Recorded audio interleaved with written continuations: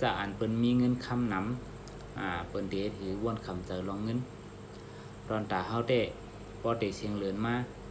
ก็เตะไหลวนเนี่ยค่ะกาห้องกาน้ำกาไผ่กาโลดกาเฮือนกาเยกาวัดกาเหว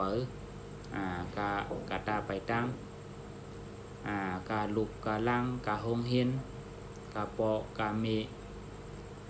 เตะไหลวนไว้แล้วค่ะกูเจอกูลองค่ะนะการเจอการใจมีดังน้ำในคณะกากินกาย่ำก็เมื่อนังการกูวันในคณะบางวันเชียงน้ำบางวันก็เชียงกีเด็บดัดกาขันมันไหลการเจอใจใน1 วันในคณะใน1 เดือนก็เหมือนกันค่ะบางเดือนก็เจอใจน้ำบางเดือนก็เจอใจเอในคณะย้อนเปิดการเจอใจในมันตายโตในคณะพอเฮาซ้ำมีหลายๆตายโตในคณะเฮ็ดให้การเงินเฮามันคงในคณะมันกึมในขณะเนาะก็เช่นนั้นค่ะเฮาก็หลูหาตื้อตั้งที่เฮาบ่เปลี่ยนไรเฮ็ดไรในคณะก็ใครก็มาเฮ็ดฮู้ด้วยจำกันกับปานออนไลน์อยู่ดีแล้วก็เฮ็ดสร้างไรในคณะนาการออนไลน์มีไว้ตั้งนำค่ะมันก็เปิ้นสร้างแอปสีส้มเพจนึงคณะเปิ้นก็มีหลายๆคนใต้เฮาก็มีหลายๆตั้งนำตั้งหลายในคณะเหรียญนึงก็พวกเงินเหรียญเฮาไร2-3,000 4-5,000เพื่อเฮามีได้ก่อกลุ่มก่อก้อนกันเฮ็ดสร้างในคณะเฮาก็จังไรอยู่ค่ะเงินเดือนมันก็นั่นคณะอยากก็เฮ็ดแอปสีเหลืองเฮาจะในคณะ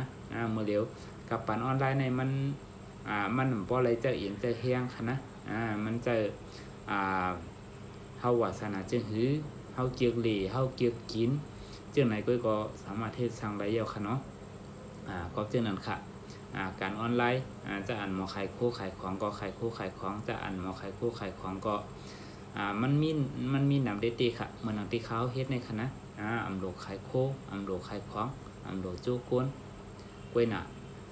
พอเฮามีเงินเก็บเหมือนว่าตีออมเงินเฮาค่ะเหมือนเฮาหยอดเงินเฮาใส่ไว้ในกระปุกจังนั้นค่ะเฮาออมไว้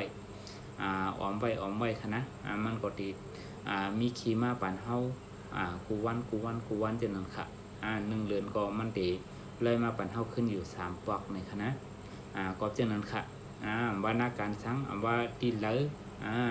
ที่เฮายุ่มยำไรนั่นในคณะก็เพราะว่าเฮามีหลายๆตั้งเหลวก็จะจ่ายเฮามันมีหลายตั้งในคณะก็ใครกูก็เปิดเจอเห็นฮู้ด้วยในคณะเพราะเฮาอยู่เหมือนเก่าเฮาก็ติไลอยู่เหมือนเก่าค่ะกวยน่ะอันที่เฮาไล่เพิ่มขึ้นมาคืออาสาเฮาอย่าขึ้นมากูวันในคณะเพราะเฮาเฮ็ดกันพอเลี้ยงลูกเลี้ยงเปิ้นเพราะว่าอาสาเขาเยอะมาเฮาอยู่ลีกินหวานหือนั้นก็เฮาเด็ดเชี่ยวเหมือนเมื่อเฮาหนุ่มยาหือในคณะเปิ้นว่าเจอแฮงเหตุการณ์ในคณะเมื่อละเฮาออกเอ็นออกแฮงลงติ่นลงมือเฮ็ดก็เฮาก็คือมีหลายๆคณะกล้วยหน้าการออนไลน์เนี่ยมันจะจึงนั้นในคณะกล้วยหน้ามันก็มีหลายเมียอยู่ในคณะการออนไลน์เนี่ยคือเฮาเอาเงินเฮ็ดการฮื้อนั้นก็เฮาขายของฮื้อนั้นก็เฮาโจทย์ได้ก็ได้เสมาโฮมหุ้นโฮมสร้างต้อมกัน5ในคณะก็มีหลายๆค่ะเฮาอยู่ได้กินหวานเฮานอนอยู่คลองเฮาตกการตกงานเฮามื้อหลีเฮือนดีวันหลีเฮือนก็เฮาก็ยังมีหลายๆคณะก็ในค่ะเปิ้นเฮาว่าการออนไลน์ในคณะการออนไลน์จะลองดิโกในคณะเพราะเฮาฮู้ในคณะมันเป็นลองเฮ็ดให้เฮาหรือการเดินงานไรบ่อาสาเขาใหญ่มากในคณะเฮาจำเป็น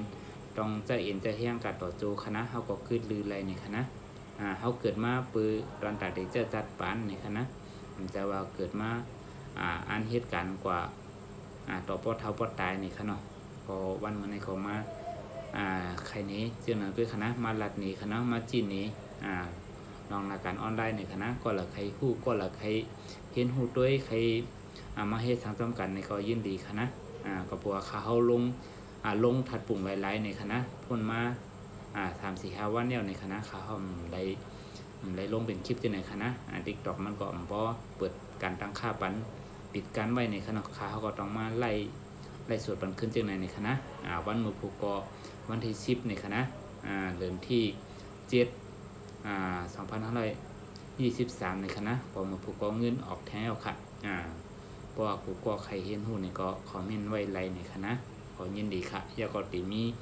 ไลจังไหนขึ้นมาปันเฮากูวันในคณะมีวันหยุดค่ะไม่สุงค่ะ